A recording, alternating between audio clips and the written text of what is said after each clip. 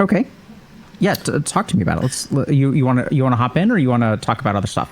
Well, tell me how you're doing real quick. I'm curious because I see you popping up. I don't know if you've noticed this. I think I reached out to you. We have missed each other like two or three times in incredibly random places. I did a show with Charlie, the guy from Charisma on Command. Yeah, And yeah. I think I was in his house like 4 hours after you left, and I had, like no idea. Yeah. I remember. Yeah, I remember that coincidence. Yeah, I do think we're like popping up in similar places. I think I may be. I'm going out to SF, LA, and Las Vegas probably in a couple of weeks to do things that I'm sure you have done or will be doing or somehow affiliated with. But yeah, we do keep on. We're like ships passing in the night. But the cool thing is that we can connect about stuff. Yeah. So your stuff is going good. Are you happy with how, I guess, where you guys are with all of your online stuff, with the expansion of your platform and talking to other people, or how's that been? How do you feel like that's been going? Yeah, so I think it's been going well, but also it's like very confusing because I'm not quite sure what direction to go because we've got a lot of different options. And just trying to figure out like what do people need and what's the best way to deliver it. So we recently started a channel for parents. And so like that's something that is a very different demographic, but I was kind of thinking about it like, okay, like where do most of the problems in our community originate from? I think it originates from upbringing. So if you want to have the largest impact on mental health, I think helping people's upbringing and their sort of formative years as humans is probably like the biggest thing that you can do. And I think a lot of the problems that we see today are because the world that parents are growing up in is different, and the parenting skills that they have are no longer sufficient for like the digital age. So we're trying to do something there. We'll see how that goes. But that's not the place that we get the most traction. Yeah. That's just what you said there. That's so interesting because I grew up as a probably more online than most, but I kind of had a foot in both worlds just because of my age, right? I'm 34. Cell phones didn't really exist until like 2007 with the iPhone. Everything before then was like questionable. And even I have like a really big difficulty with my son, like trying to set like what's an appropriate boundary, how should he communicate with people online. It's really hard when children are communicating online because as an adult, if somebody messages me, like I know how to verify people's identities. Do you have social media? Where do you post or whatever? But when Nathan is communicating with, a 12-year-old, boy or girl, verifying all of that or making sure you know who's who is way more difficult. And I would expect that me being like the permanently online streamer, like I'll be able to do this no problem, but it's really challenging out there. And I am not envious of the parents that have, almost no tech background trying to sort through, their child being in these new crazy online environments that are so unprecedented. They have no, experience with. Yeah. Yeah, I mean, exactly. So I think that it's getting harder because technology, I think, is becoming more invasive. I think as platforms compete against each other for our attention spans, the one person that definitely ends up losing our attention is ourselves, right? So if like TikTok and YouTube and Twitch, if everyone's competing for us, Instagram, and as they get better at competing against each other, like the one person who loses time is us. And so I think that there's just a lot of work there to be done, and we'll see kind of how that goes. Yeah, I agree. Okay, well, yeah, stimulants. So let's talk about.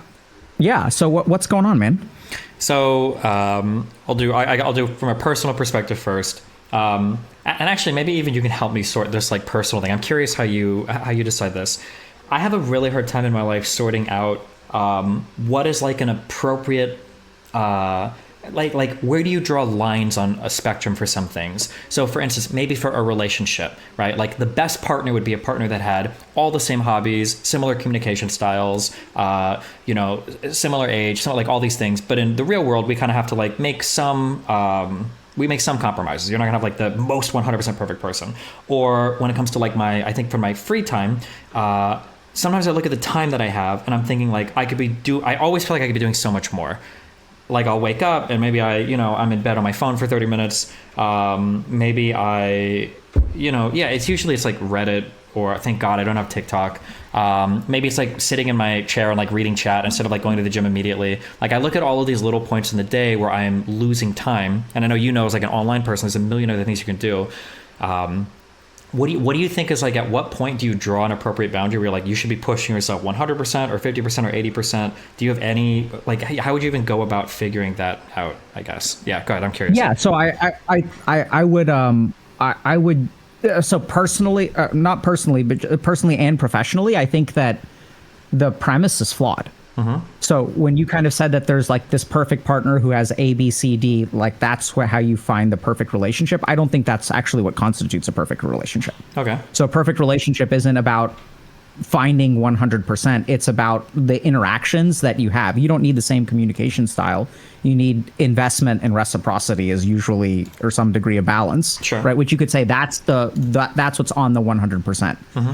But I think in order to answer this question of, okay, I could be doing so much more, right? Mm-hmm. Like that's your question. Like, how do you decide how much to push yourself and how much to kind of, and I would start with like, why do you need to do more?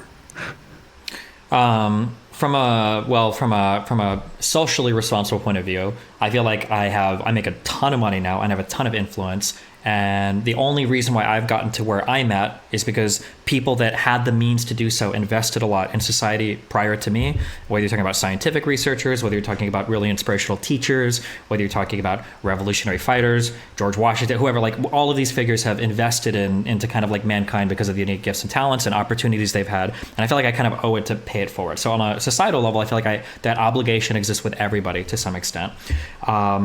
And then from a personal development level, I just see that let's say that I spend like an hour on Reddit every day, right? I think I could very easily cut out 30 minutes and like practice guitar. And if I look at where I'm at 1 year, like retrospectively, my life is a million times better. I know that it's like a way better, like I could probably uninstall Reddit from my phone and my life would probably be better for it. You know, even if my day-to-day instant dopamine hits aren't there, the fulfillment I'll feel at the end of the year is just going to be better. And I have a hard time not like reductively applying that same thought process to every single area of my life. Like I remember there was 1 week where, well, it was just now, we'll get into the medication, they want to say these stimulants, where I would wake up at like 9 a.m. and like my goal was to be like on the treadmill in the gym at 9:05. Okay, I wanted to wake up, like throw my pants and everything on, grab my phone so that I could check my emails, but I'm only doing that like on the treadmill. And when I started to live days like this, I'm like, holy shit, like I'll have like gym and like 2 errands done by like 11:30 a.m. And I'm like, this is way better. But then obviously, yeah, I mean, you can't burn yourself into the ground. So I don't know, like what is like the appropriate way to draw lines there or something. That's how I view it, I guess. Sorry, that was a longer answer, but yeah. Yeah. So.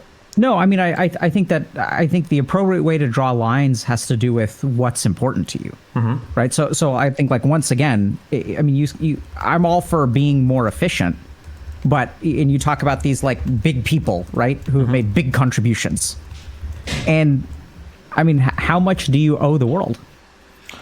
As much as you can give, I would say, I would think so, but why? I feel like the way that like humanity kind of works, the way that people work is there is something about us that's greater than the sum of our parts. Like if you were to use a really crude calculation of like how much happiness can one person produce, maybe it's like 10 units. But if you take 2 people and you put them together they might be able to make 300 units. That society, civilization, our institutions, all of this collective work kind of like builds on itself to create something that's so much more than the sum of its parts. And in order for that to work going forward, I think it kind of requires people to like rise to a calling or pursue certain gifts that they have in certain ways to, I guess, like better society or the people around them, at least, I would say. Okay. Mm-hmm. How do you feel when you do 2 errands and you go to the gym by 11:30? You're really good, obviously, yeah. Really good in what way? What part of you feels good? What part of me? My brain? I mean, I feel very productive. Like I've done something that I know is good for me. I've done something that I know I had to do like work-wise. I've still got a lot of time in the day. I feel like I'm very effectively allocating my time, and that feels really good. Like ineffectively allocating my time feels really bad. Like so bad that it can ruin days. Yeah, go ahead. What feels bad about it? Man, I don't know. Like I'm sure people can Vibe with this. Vibe with this. If you wake up at 9 and you're on your phone in bed until like 11, and then you get out of bed, it feels like you've wasted, like, there's 2 hours of my day